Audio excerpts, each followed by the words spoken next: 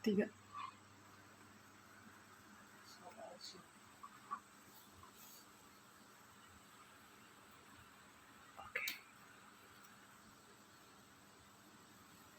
Oke, selamat malam. Salam kudus untuk kita semua. Sekali lagi selamat tahun baru 2022. Ya, saya juga ingin menyapa teman-teman kita yang biasa mengikuti live streaming, termasuk juga malam hari ini di Facebook. Selamat malam, salam kudus dan salam sejahtera untuk kita semua. Sebelum kita mulai menyanyikan satu pujian, saya juga sekali lagi untuk menyampaikan selamat tahun baru untuk kita di tahun 2022 ini. Dan juga mohon dimaklumi karena sejak bulan Desember kemarin karena kesibukan, saya belum sempat membalas komentar yang ada di Facebook. Ya, semua ucapan selamat tahun baru yang disampaikan, saya berterima kasih kepada semua teman-teman, keluarga, ya. Ada Bapak Rianto dari Medan, juga ada juga Bapak Manalu dari Lampung, Pak Manalu dari Papua, ya. Dan juga ada juga baru kami Simamora yang dari Bandung dan juga semuanya, ya. Saya tidak bisa sebutkan satu persatu. Sekali lagi saya mengucapkan selamat tahun baru. Tuhan Yesus memberkati kita semua, keluarga kita. Saya berterima kasih atas ucapan yang disampaikan dan ucapan yang sama juga dari saya dan juga dari keluarga. Biarlah di mengawali tahun 2022 ini kita semua dengan semangat mengucap syukur kepada Tuhan yang sudah membawa kita masuk ke tahun 2022, tahun yang penuh pengharapan dan berkat daripada Tuhan kita. Untuk itu, sekali lagi saya mengucapkan banyak terima kasih untuk yang hadir baik di ruang Zoom maupun di live streaming Facebook. Tuhan Yesus memberkati kita semua. Marilah kita mulaikan acara ibadah Kamis Ministry kita pada malam hari ini, di mana nanti kita akan ada sesi untuk tanya jawab atau seperti biasa kita akan berdiskusi sesudah saya menyampaikan materi pembahasan firman Tuhan yang akan kita lakukan sesuai dengan topik yang sudah di-share, ya. Untuk itu mari kita pertama-tama menyanyikan satu pujian. Saya share screen dulu. Syairnya, Bapa Engkau sungguh baik. Ya, mari kita nyanyikan pujian ini dengan rasa syukur kita kepada Tuhan atas kebaikannya. Tidak pernah terlambat pertolongannya, selalu besar setianya di sepanjang hidup kita semua.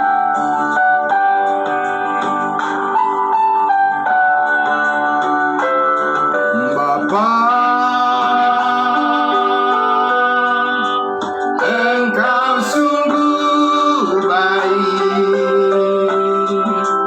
kasih-Mu melimpah di hidupku.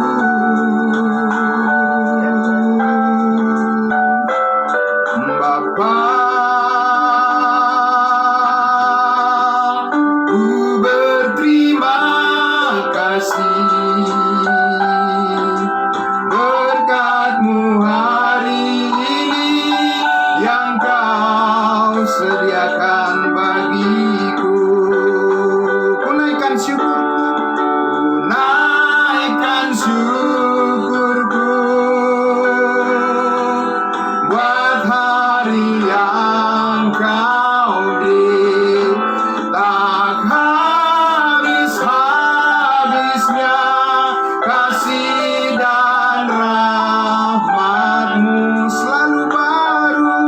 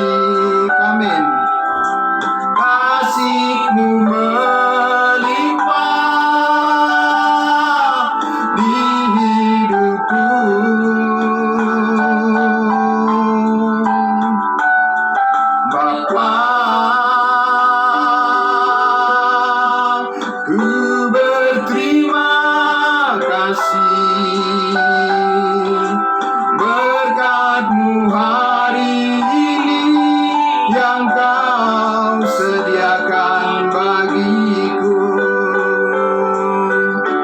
Ku naikkan syukurku buat hari yang Kau beri, tak habis-habisnya kasih dan rahmat-Mu selalu baru dan tak pernah terlambat. Pertolongan-Mu besar setia-Mu di sepanjang hidupku. Ku naikkan syukurku, ku naikkan syukurku buat hari yang Kau beri, tak habis-habisnya kasih dan rahmat-Mu selalu baru dan tak pernah terlambat. Pertolongan-Mu besar setia-Mu di sepanjang hidupku. Besar setia-Mu di sepanjang hidupku.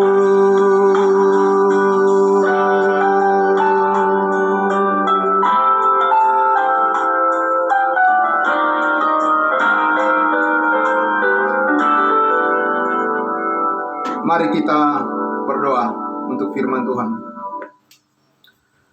Segala puji, hormat bagi-Mu, Tuhan kami, Bapa di surga yang mulia. Tuhan yang begitu mengasihi kami, Tuhan yang terus mencurahkan berkat-Mu berlimpah dalam kehidupan kami. Tuhan yang telah menyelamatkan kami, Allah yang terus menuntun hidup kami, membawa kami di tahun yang baru, di mana Tuhan membimbing kami dan memberikan kami semangat yang baru untuk melayani-Mu ya Bapa. Terima kasih Tuhan, inilah kami Tuhan dalam persekutuan ibadah Jum kami di hari Kamis ini Tuhan Yesus. Kamis minggu pertama mengawali kami Tuhan, bersyukur bersama-sama kepada-Mu ya Bapa. Terima kasih Tuhan Yesus, Engkau telah mengumpulkan kami baik yang ada di ruang Zoom maupun yang ada di live streaming Facebook. Kami berterima kasih atas pertolongan Tuhan yang luar biasa, telah menyertai semua pekerjaan kami, kegiatan kami satu hari ini. Dan kami percaya Roh Kudus akan menolong kami juga malam hari ini untuk memperoleh lagi kekuatan baru dari firman Tuhan. Terima kasih. Dan juga di dalam diskusi kami sebentar ya Tuhan, kami percaya Tuhan memberkati semua peserta yang sudah hadir. Terima kasih Bapa, kami serahkan juga Tuhan Yesus untuk bangsa dan negara kami Tuhan. Kami terus mendoakan supaya program vaksinasi untuk bangsa dan negara kami, untuk rakyat Indonesia Tuhan Yesus, bisa berjalan dengan sebaik-baiknya supaya bangsa kami bisa dipulihkan dan kami bisa kembali ke kehidupan yang normal. Terima kasih Bapa, inilah doa ucapan syukur kami Tuhan Yesus yang kami naikkan, dan diberkatilah semua yang hadir pada malam hari ini dengan berkat surgawi dan damai sejahtera Tuhan. Dalam nama Tuhan Yesus kami berdoa dan bersyukur. Haleluya. Amin. Amin. Iya. Iya, baik. Oke. Ya, saya mohon izin untuk saya mute dulu semuanya, Bapak Ibu ya, supaya nanti penyajian yang saya sampaikan tidak terganggu dengan suara yang masuk ya. Baik, ya,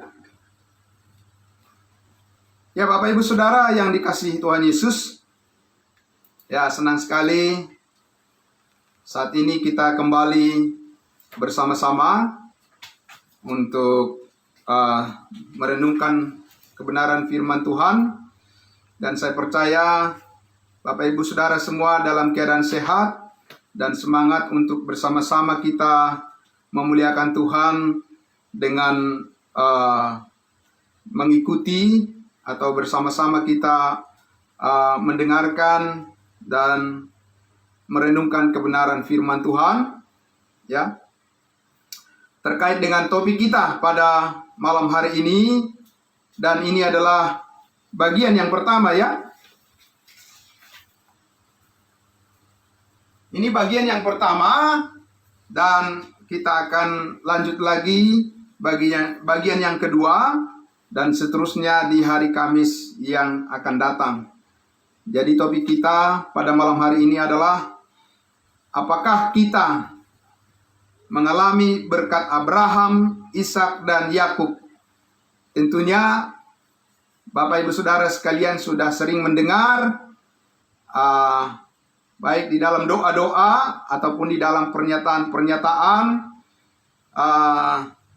yang disampaikan dari mimbar-mimbar khotbah, bahwa berkat Abraham, Ishak, dan Yakub itu adalah sesuatu yang diharapkan oleh banyak orang terjadi, ya. Nah, malam hari ini Bapak Ibu sekalian, kita akan melihat apa yang dikatakan oleh Alkitab tentang semuanya ini, ya. Tentunya siapa yang tidak mengenal Abraham? Ya, hampir semua agama yang ada di dunia ini sangat mengidolakan Abraham. Ada yang menyebutnya Ibrahim, ya. Jadi mereka sangat kagum dengan Abraham. Mereka menyebut Abraham itu bapa mereka, ya. Jadi mereka ingin ambil bagian di dalam berkat perjanjian kepada Abraham. Nah, tapi Bapak Ibu Saudara, hampir boleh saya katakan sebagian besar mereka itu keliru memahami, ya.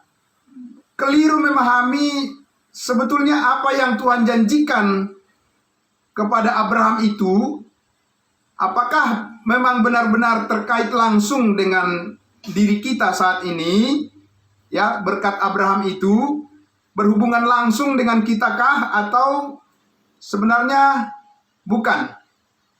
Kita akan lihat di dalam Alkitab supaya kita berjalan benar di dalam pengenalan kita akan iman kepada Kristus Yesus Tuhan kita, ya. Nah, kita mau semuanya diberkati oleh Tuhan di dalam setiap langkah iman kita. Kita tidak mau kita rugi di dalam mengiring Tuhan. Kita mau kita berfungsi sebagaimana yang Allah mau kita sebagai orang-orang kudusnya Tuhan, sebagai orang-orang percaya, orang Kristen. Nah, jadi Bapak Ibu Saudara, jadi kenapa kita disebut anak-anak Abraham? Ada lagu anak sekolah minggu mengatakan, Bapak Abraham mempunyai banyak sekali anak-anak, aku anaknya, engkau juga. Puji nama Tuhan, gitu ya. Jadi dari masa sekolah minggu sudah lagu itu sudah disampaikan dan sudah memberikan suatu kesan bahwa begitu banyak anak-anak Abraham, gitu ya. Nah, ini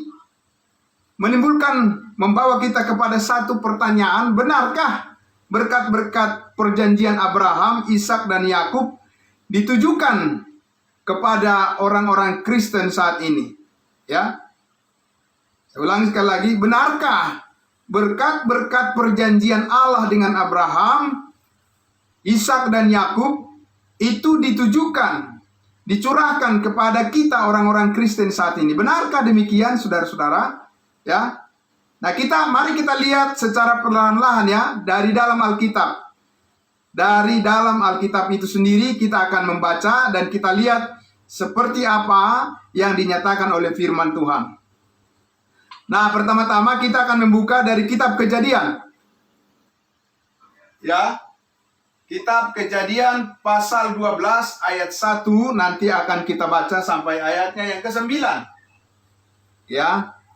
Nah, ini memulai penjelasan kita tentang perjanjian Allah. Pengenalan kita diawali perjanjian Allah dengan Abraham dari sini, dari Kejadian pasal 12 ayat 1 sampai ayatnya yang ke-9. Dan saya akan membaca untuk kita. Kejadian 12 mulai dari ayat 1. Berfirmanlah Tuhan kepada Abram, sebelum namanya diubah menjadi Abraham. Awalnya namanya adalah Abram.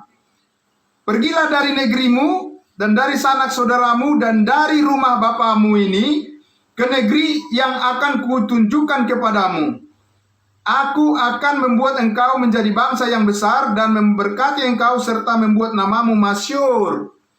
Dan engkau akan menjadi berkat. Aku akan memberkati orang-orang yang memberkati engkau dan mengutuk orang-orang yang mengutuk engkau. Dan olehmu semua kaum di muka bumi akan beroleh berkat. Lalu pergilah Abram seperti yang difirmankan Tuhan kepadanya, dan Lot pun ikut bersama-sama dengan dia. Abram berumur 75 tahun ketika ia berangkat dari Haran. Abram membawa Sarai istrinya dan Lot anak saudaranya dan segala harta benda yang didapat mereka dan orang-orang yang diperoleh mereka di Haran. Mereka berangkat ya ke tanah Kanaan, lalu sampai di situ. Abram berjalan melalui negeri itu, yakni sampai ke suatu tempat dekat Sikem, yakni pohon tarbantin di More. Waktu itu orang Kanaan diam di negeri itu. Ketika itu Tuhan menampakkan diri kepada Abram dan berfirman, aku akan memberikan negeri ini kepada keturunanmu. Maka didirikannya di situ mezbah bagi Tuhan yang telah menampakkan diri kepadanya. Kemudian ia pindah dari situ ke pegunungan di sebelah timur Betel. Ia memasang kemahnya dengan Betel di sebelah barat dan Ai di sebelah timur. Lalu ia mendirikan di situ mezbah bagi Tuhan dan memanggil nama Tuhan. Sesudah itu Abram berangkat dan makin jauh ia berjalan ke tanah Negeb. Nah, Bapak Ibu Saudara sekalian, itu cerita awal bagaimana Tuhan memanggil Abraham dan menyatakan perjanjiannya kepadanya. Ya. Nah, sekarang akan kita lihat satu persatu apa sebenarnya yang dijanjikan Tuhan kepada Abram. Ya. Yang pertama kita lihat di sini, Bapak Ibu sekalian, yang dijanjikan oleh Allah kepada Abram adalah di ayat berapa tadi? Di ayatnya langsung dulu kita lihat di ayat 2 ya. Aku akan membuat engkau menjadi bangsa yang besar. Jadi Allah berjanji kepada Abraham menjadikan dia menjadi bangsa yang besar. Oke? Ya. Menjadi bangsa yang besar. Bukan hanya menjadi suku yang besar, tapi bangsa yang terdiri dari suku-suku. Itulah janji Allah kepada Abraham. Dan saya percaya Bapak Ibu Saudara sekalian, tidak ada yang berpikir bahwa janji ini juga kepada Bapak Ibu sekalian. Ya. Tidak mungkin Tuhan berjanji kepada Bapak Ibu sekalian bahwa Tuhan akan menjadikan Bapak Ibu menjadi bangsa yang besar. Tidak mungkin. Ya, jadi itu dijanjikan oleh Allah kepada Abraham, bukan kepada saya, bukan kepada Bapak Ibu sekalian, tidak, kepada Abraham. Ya, itu bahwa dia akan menjadi sebuah bangsa terdiri dari suku-suku. Ya, jadi Abraham itu akan memiliki keturunan yang dijadikan sebuah bangsa terdiri dari suku-suku. Tidak ada janji itu buat saya. Saya tidak merasa janji itu bagi saya. Karena saya tidak mempercayai bahwa saya akan menjadi bangsa yang besar suatu saat. Tidak. Saya sudah cukup memiliki bangsa Indonesia. Saya tidak berpikir lagi bagaimana saya supaya jadi bangsa yang besar. Jadi karena itu Allah berjanji pada Abraham bukan kepada semua orang, bukan kepada saudara dan saya, ya.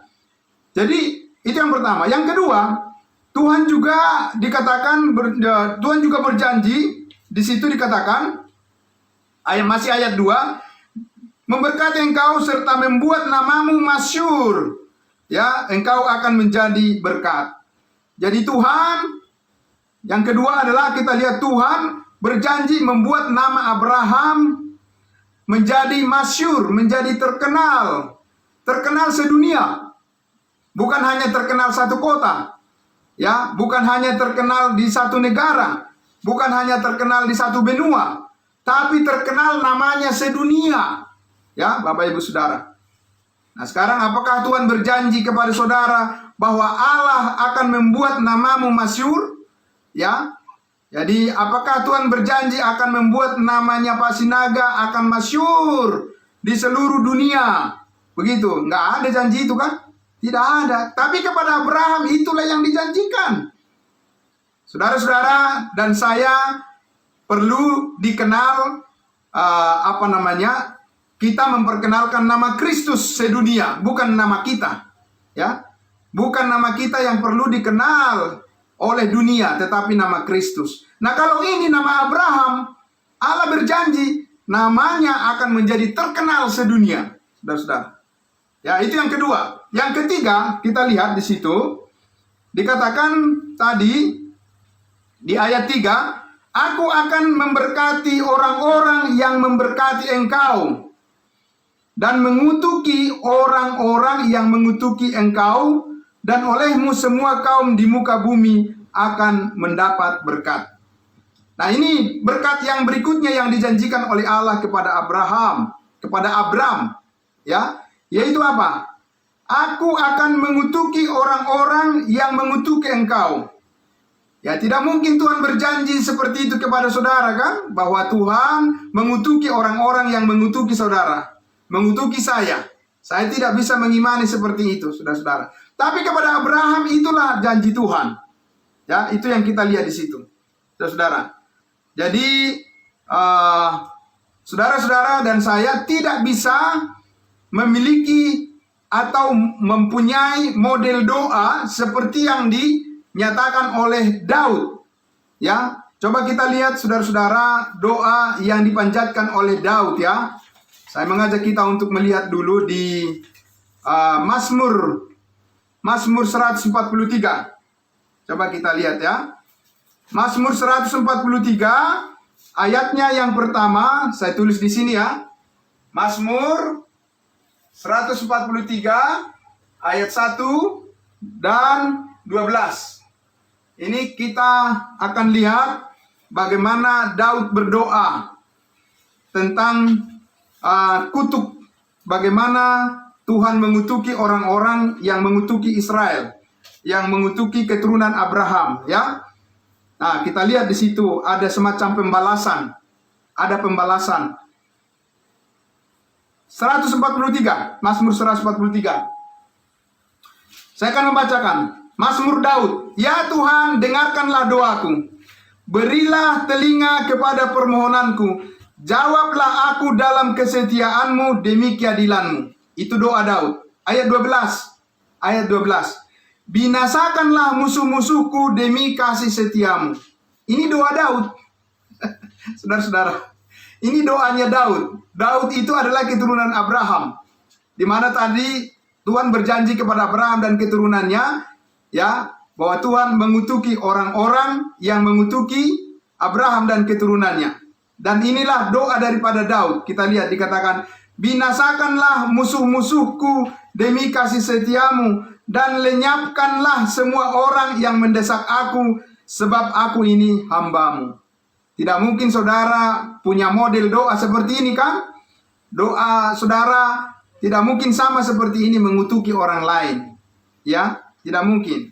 Tapi saudara-saudara, kita lihat di sini, karena ini adalah merupakan janji Tuhan kepada Abraham dan keturunannya, maka orang-orang Israel itu, saudara-saudara, memiliki kekuasaan untuk menyatakan dosa orang dan juga untuk mengampuni dosa orang. Coba kita lihat di dalam Yohanes pasal 20. Mari kita lihat di Yohanes pasal 20. Yohanes pasal 20 ayatnya, menjadikan Israel itu sebagai pusat kerajaannya, kerajaan Allah, kerajaan sorga. Maka kepada orang-orang Israel yang percaya kepadanya diberikan otoritas, diberikan kuasa untuk menyatakan dosa orang tetap ada atau dosa orang diampuni. Saudara, nah itulah keistimewaan yang diberikan oleh Allah kepada mereka, kepada keturunan Abraham, Ishak dan Yakub, sesuai dengan apa yang dijanjikan tadi di Kejadian pasalnya yang ke-12.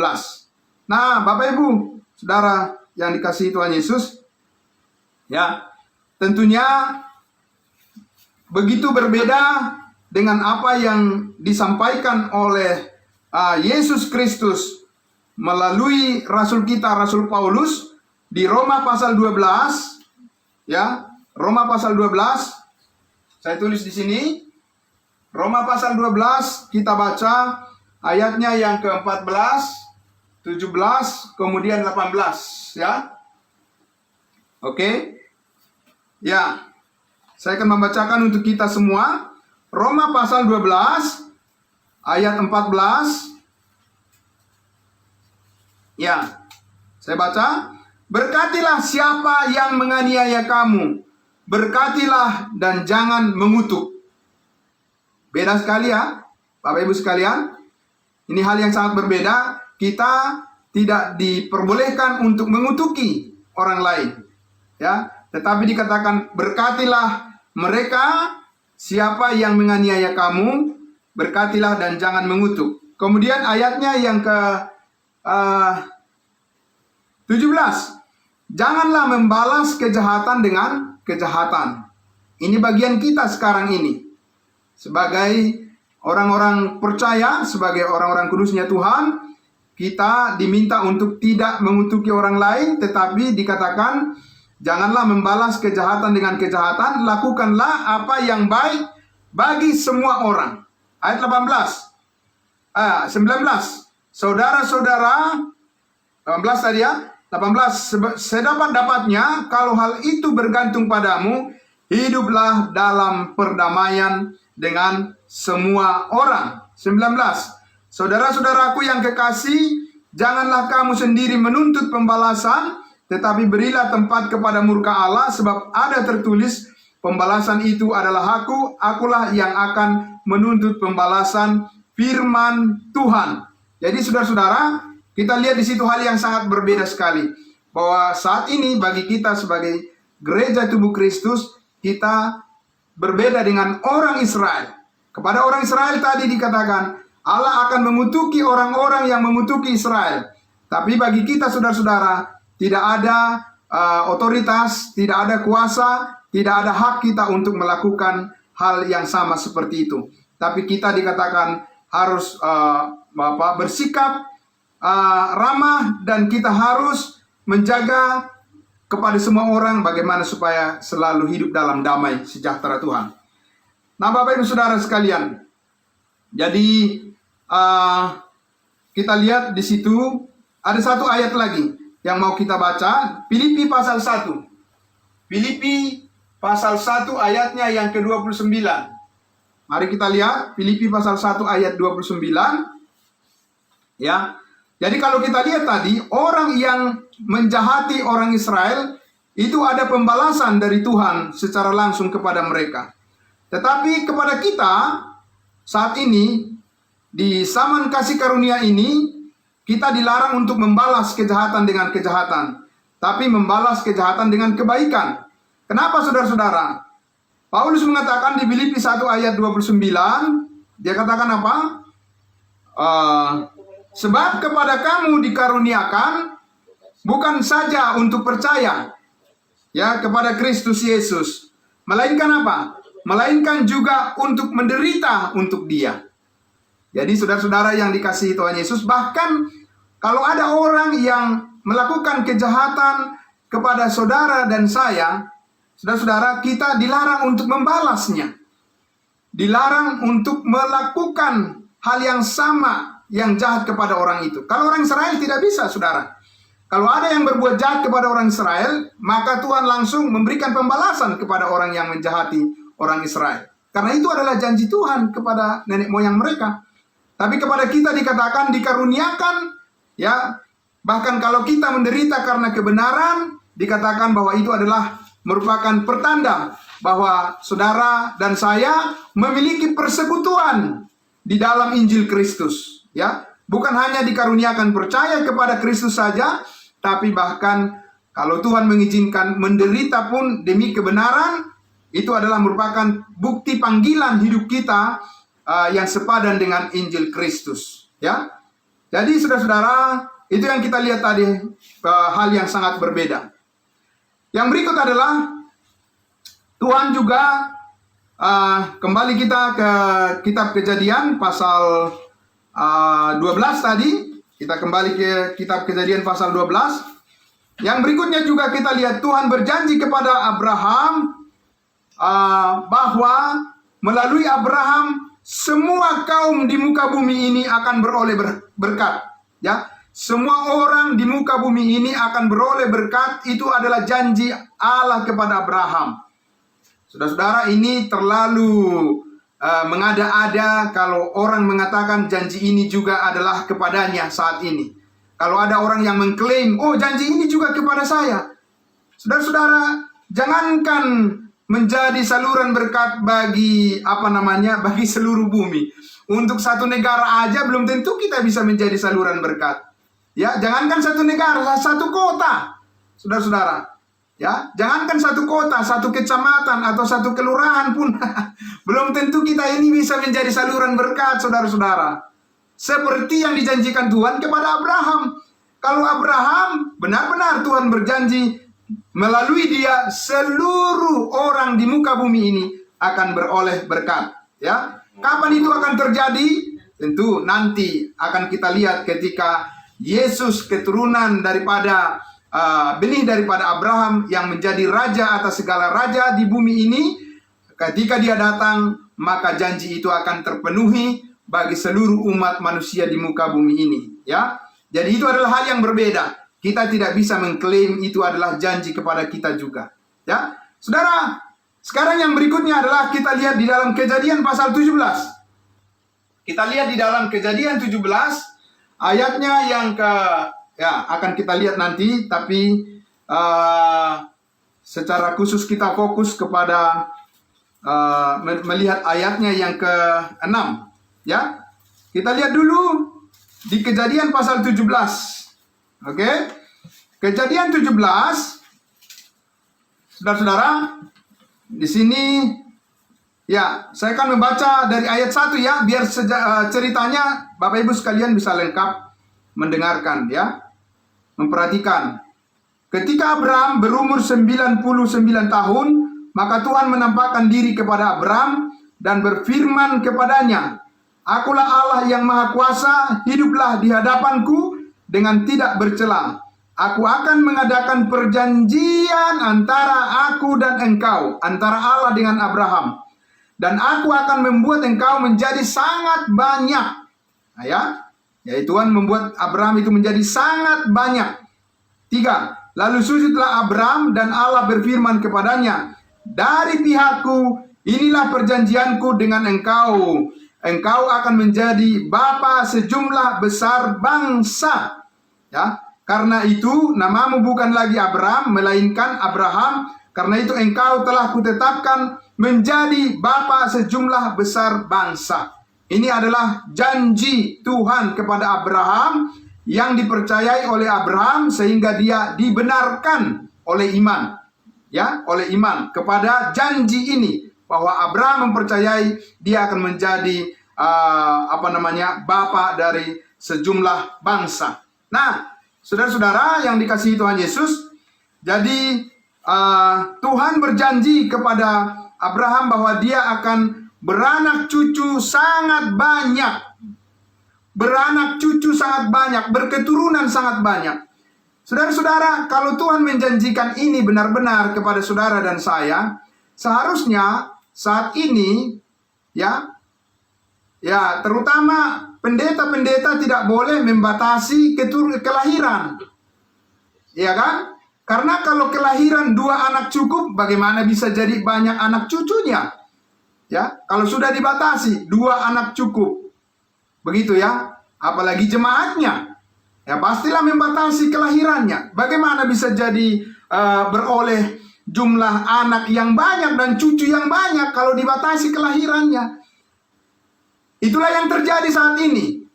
Maka janji kepada Abraham ini tidak benar-benar bisa diterapkan sekarang ini di zaman modern ini, Bapak Ibu sekalian. Di zaman kasih karunia ini, janji ini tidak bisa diterapkan. Tapi kalau kepada keturunan Abraham, Ishak dan Yakub, ya tidak ada pembatasan. Ya, orang-orang Israel beranak cucu sedemikian bebas dan mereka secara meluas, saudara-saudara, begitu banyak beranak cucu dan sebagainya, dan bahkan memenuhi semua bangsa-bangsa di bumi ini, ya. Dan ini terutama terjadi nanti ketika Tuhan sudah menyatakan keberpihakannya melalui bangsa Israel, ya. Jadi bukan sekarang ini. Nah, saudara-saudara, jadi orang-orang Israel diberikan potensi yang sangat besar untuk berketurunan. Ya, orang Israel diberikan oleh Tuhan suatu wanita-wanita yang memiliki kesuburan yang tinggi, sehingga mereka dengan cepat memiliki keturunan yang banyak. Dan mereka diberikan kekuatan fisik yang sangat luar biasa. Wanita-wanita daripada keturunan Abraham, Ishak dan Yakub memiliki fisik yang sangat luar biasa, sehingga mereka tidak perlu dibantu untuk melahirkan. Mereka wanita-wanita itu bisa melahirkan dengan sehat. Dari mana kita tahu itu, Bapak Ibu sekalian? Dari mana kita tahu? Saya mengajak kita untuk melihat dulu contoh yang pernah terjadi di Mesir. Ya, di Keluaran pasal 1, coba kita lihat Alkitab kita. Keluaran pasal 1. Keluaran pasal 1. Keluaran pasal 1. Ayatnya yang fokus kita adalah ayat 15 sampai ayatnya yang ke-19, ya. Oke, Keluaran pasal 1.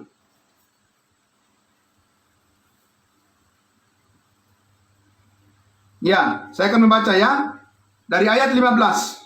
Raja Mesir juga memerintahkan kepada bidan-bidan yang menolong perempuan Ibrani, seorang bernama Sifra dan yang lain bernama Pua, katanya. Apabila kamu menolong perempuan Ibrani ini Israel, ya. Apabila kamu menolong perempuan Ibrani pada waktu bersalin, kamu harus memperhatikan waktu anak itu lahir. Jika anak laki-laki, kamu harus membunuhnya. Tetapi jika anak perempuan, bolehlah ia hidup. Ini perintah daripada Firaun, Raja Mesir waktu itu. Bangsa Israel masih diperbudak di tanah Mesir. Jadi kepada bidan-bidan yang menolong perempuan yang melahirkan, orang Ibrani, orang Israel, itu dikatakan, perintahkan harus membunuh anak laki-laki yang lahir, ya. Tapi apa yang terjadi, Bapak Ibu? Kita lihat di ayat 17. Tetapi bidan-bidan itu takut akan Allah dan tidak melakukan seperti yang dikatakan Raja Mesir kepada mereka dan membiarkan bayi-bayi itu hidup. 18. Lalu Raja Mesir memanggil bidan-bidan itu dan bertanya kepada mereka, "Mengapakah kamu berbuat demikian, membiarkan hidup bayi-bayi itu?" Bayi-bayi orang Israel. 19. Jawab bidan-bidan itu kepada Firaun, "Sebab perempuan Ibrani tidak sama dengan perempuan Mesir, melainkan mereka kuat. Sebelum bidan datang, mereka telah bersalin." Amin. Ini luar biasa, ya.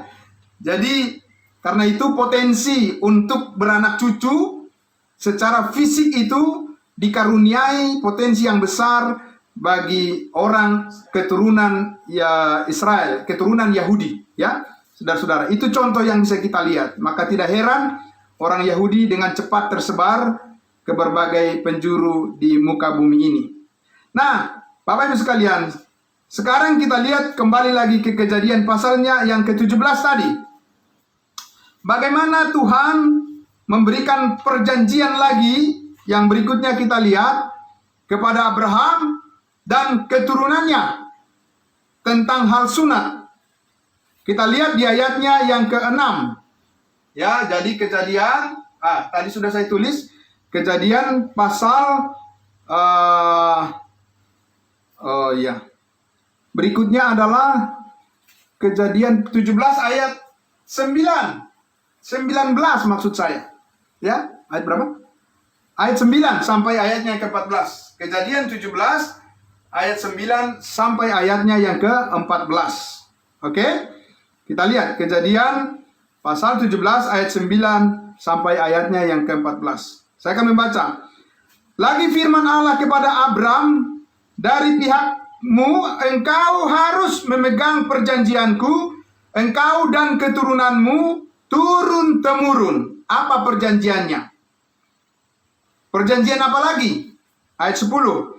Inilah perjanjianku yang harus kamu pegang, perjanjian antara aku dan kamu, serta keturunanmu, keturunan Abraham. Yaitu setiap laki-laki di antara kamu harus disunat secara fisik. 11. Haruslah dikerat kulit katanmu, dan itulah akan menjadi tanda perjanjian antara aku dan kamu, antara Allah dengan Abraham dan keturunannya. Nah, sekarang kalau orang yang mengklaim bahwa perjanjian Abraham adalah untuk kita saat ini, maka mereka harus wajib melakukan ini, sunat secara fisik. Ya, tetapi apakah orang-orang Kristen melakukan ini? Tidak, saudara-saudara. Jadi di mana mengklaim bahwa janji Abraham adalah untuk orang Kristen saat ini? Sedangkan janji ini bukan janji yang sementara. Ini adalah janji yang kekal adanya. Kita baca berikutnya. Anak yang berumur 8 hari haruslah disunat, yakni setiap laki-laki di antara kamu turun-temurun, baik yang lahir di rumahmu maupun yang dibeli dengan uang dari salah seorang asing, tetapi tidak termasuk keturunanmu. Saudara, anak yang berumur, yang lahir, anak laki-laki yang berumur 8 hari haruslah disunat. Itu sebabnya Yesus disunat pada hari yang ke-8. Kenapa? Karena Yesus itu adalah keturunan daripada Abraham. Ya, saudara-saudara, Yesus adalah keturunan Abraham secara fisik. Maka dia harus menuruti perjanjian ini. Nah, kalau Abraham adalah bapak kita, harusnya kita harus mengikuti ini juga, aturan sunat pada hari yang ke-8. Ya. Tapi saudara-saudara, itulah yang kita lihat bahwa tidak bisa kita langsung mengatakan bahwa janji Abraham, Ishak dan Yakub adalah kepada kita. Tidak bisa. Janji yang mana? Ya. Saudara, kita lihat lagi ya. Di ayat yang keberapa? Ayatnya yang ke-13. Orang yang lahir di rumahmu dan orang yang engkau beli dengan uang harus disunat. Maka dalam dagingmu lah perjanjianku menjadi perjanjian yang kekal. Bukan perjanjian yang sementara. Bukan perjanjian hanya pada pada abad pertama atau tahun 70 Masehi. Tidak. Bukan hanya perjanjian tahun 2022. Tidak. Ini adalah perjanjian Allah kepada Abraham, Ishak dan Yakub, Israel. Perjanjian yang kekal. Apa itu? Perjanjian sunat secara jasmani, secara lahiriah, tidak bisa diubah, tidak boleh diabaikan. Ya. Nah, ayat 14. Dan ia orang yang tidak disunat, yakni laki-laki yang tidak dikerat kulit katannya, maka orang itu harus dilenyapkan dari antara orang-orang sebangsanya. Ia telah mengingkari perjanjianku. Ini hukumannya. Orang yang tidak disunat secara jasmani itu harus diapakan? Dibunuh. Ya, itu harus dimatikan. Jadi kalau janji Abraham kepada kita, kenapa orang-orang yang tidak bersunat secara jasmani tidak ada kenapa mereka tidak dilenyapkan? Begitu ya. Jadi kita harus berhati-hati Bapak Ibu sekalian mengatakan bahwa janji Abraham, Ishak dan Yakub adalah kepada kita. Janji yang mana Bapak Ibu sekalian? Tadi sudah dikatakan, janji kepada Abraham adalah satu negeri, yaitu tanah Kanaan, janji tanah pusaka. Tuhan tidak pernah berjanji kepada saudara bahwa kepada saudara diberikan tanah pusaka, tanah perjanjian di bumi ini, tidak ada. Ya, kenapa? Karena kewargaan kita adalah di mana? Di dalam surga. Dari situ Yesus datang akan menjemput kita dan membawa kita di awan-awan dan bertemu di surga. Kemudian kita akan selama-lamanya di rumah Bapa yang kekal. Tapi kalau pada orang Israel, Tuhan menjanjikan kepada mereka tanah air di bumi ini, di bawah di bumi ini. Saudara-saudara, bukan di surga di atas, di bumi. Maka itulah Yesus mengajarkan kepada mereka doa, datanglah kerajaanmu di bumi seperti di surga. Jadi keturunan Abraham, Ishak dan Yakub itu mereka mengharapkan tanah air mereka di bumi ini sebagai tempat di mana kerajaan Allah didirikan di tengah-tengah mereka. Itu namanya kerajaan sorga. Ya, dan itu tidak terjadi sekarang ini. Kenapa? Karena orang Israel menolak rajanya, yaitu Yesus Mesias. Maka Tuhan, saudara-saudara, menganugerahkan ya kepada kita kasih karunia-Nya tanpa melalui Abraham, Ishak dan Yakub. Tanpa melalui berkat Abraham, Ishak dan Yakub, Tuhan membawa berkat itu kepada kita saat ini melalui Injil kasih karunia. Amin. Saudara-saudara, tanpa melalui Abraham, Ishak dan Yakub, ya, berkat keselamatan, berkat surgawi itu sampai kepada kita melalui pemberitaan Injil kasih karunia Allah. Yesus mati hapus segala dosa. Saudara-saudara. Nah, Bapak Ibu Saudara yang dikasihi Tuhan Yesus, karena itulah kita akan lihat lagi di di Galatia pasal 5 sebelum kita sampai kepada kesimpulan kita. Coba kita lihat di dalam Galatia pasal 5. Galatia pasal 5. Ya. Galatia pasal 5 ayatnya yang ke-3 dan 6. Ya. Galatia pasal 5 ayat 3 sampai 6. Oke? Nah, ini sekarang sudah pada bagian di mana firman Tuhan melalui Rasul Paulus disampaikan kepada kita bangsa-bangsa lain. Bukan lagi khusus kepada keturunan Abraham, Ishak dan Yakub. Ya, tidak ada perbedaan lagi di sini. Tidak ada perbedaan suku dan bangsa di sini. Semuanya satu tubuh Kristus, satu dalam iman, satu baptisan, satu Tuhan, dan satu pengharapan. Inilah yang dikatakan oleh Rasul Paulus di Galatia pasal 5 ayat 3 sampai 6. Ya, tentang perjanjian yang kekal tadi kepada bangsa Israel mengenai sunat. Inilah yang dikatakan mengenai sunat, tentang sunat berkaitan dengan, berhubungan dengan kita, ya, orang-orang percaya saat ini. Ayatnya yang ketiga, sekali lagi aku katakan kepada setiap orang yang menyunatkan dirinya bahwa ia wajib melakukan seluruh hukum Taurat. Kamu lepas dari Kristus jikalau kamu mengharapkan kebenaran oleh hukum Taurat. Kamu hidup di luar kasih karunia Tuhan. Ya, kamu lepas dari Kristus jikalau kamu mengharapkan kebenaran dari hukum Taurat. Saudara, orang Israel mengharapkan kebenaran dari hukum Taurat. Kenapa? Karena Tuhan memberikan hukum Taurat untuk mereka, ya, untuk mereka taati. Kalau mereka menaati hukum Taurat, mereka akan diberkati. Kalau mereka melanggar hukum Taurat, tidak taat pada hukum Taurat, mereka akan dikutuk. Tetapi Paulus katakan kepada kita sekarang, ya, bahwa kita tidak mengharapkan apa-apa dari hukum Taurat. Bahkan dikatakan kamu hidup di luar kasih karunia Tuhan kalau kamu mengharapkan kebenaran dari hukum Taurat. Ya. Nah, kita lihat lagi di ayatnya yang ke berapa tadi? Sampai ayatnya yang ke-6, ya. Sebab ayat 5 dulu. Sebab oleh roh dan karena iman kita menantikan kebenaran yang kita harapkan. Ayat 6. Sebab bagi orang-orang yang ada di dalam Kristus Yesus, hal bersunat atau tidak bersunat tidak mempunyai sesuatu arti. Hanya iman yang bekerja oleh kasih. Ya. Jadi ketika berbicara tentang keturunan Abraham, Ishak dan Yakub, tidak bisa dikatakan hukum Taurat tidak punya arti. Tidak bisa. Karena itu adalah bagian yang dijanjikan, merupakan perjanjian Allah kepada Abraham, Ishak dan Yakub, bahwa orang Israel memperoleh hak keistimewaan di dalam memiliki hukum Taurat sebagai cara hidup mereka. Tetapi kepada kita saat ini, karena kita tidak berada di bawah hukum Taurat, maka dikatakan hal bersunat atau tidak bersunat itu nggak penting. Bagi bangsa Israel tidak boleh bicara begitu. Karena itu perjanjian Allah kepada Abraham dan keturunannya secara kekal. Ya, itu adalah tanda perjanjian Allah dalam daging, dalam tubuh daripada semua umatnya, umat Allah, yaitu orang Israel.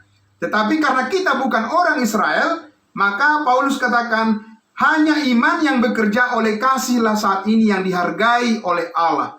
Yang merupakan satu penghormatan kepada Allah saat ini adalah bagaimana iman kita kepada Kristus bekerja. Ya, bekerja iman kita oleh karena kasih Kristus, kasih karunia.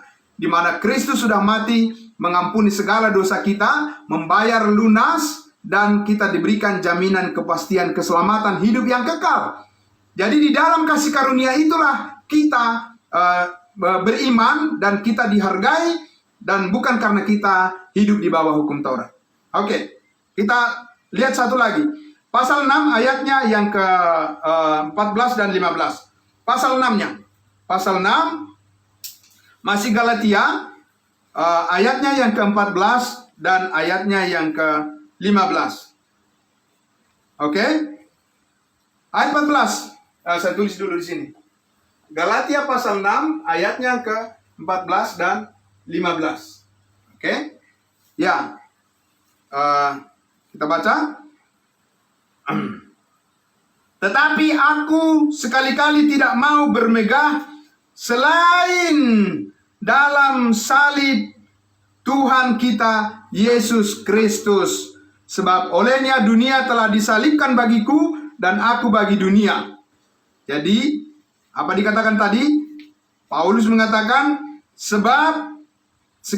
tetapi sekali-kali aku tidak mau bermegah selain daripada salib Kristus Tuhan kita. Ya. Sebab olehnya dunia telah disalibkan bagiku dan aku bagi dunia. 15. Sebab bersunat atau tidak bersunat tidak ada artinya. Tetapi menjadi ciptaan baru, itulah yang ada artinya. Dan semua orang yang memberi dirinya dipimpin oleh patokan ini, turunlah kiranya damai sejahtera dan rahmat atas mereka dan atas Israel milik Allah. Jadi saudara-saudara yang dikasihi Tuhan Yesus, di sini Paulus mengatakan bahwa ciptaan barulah yang saat ini yang sangat diberkati oleh Tuhan. Siapa ciptaan baru itu? Yaitu saudara-saudara dan saya yang percaya kepada penebusan karya salib Yesus Kristus yang sudah mengampuni segala dosa kita sekali untuk selama-lamanya. Melalui hidup kita lah Allah memfungsikan kesaksian akan kebenaran kepada dunia saat ini.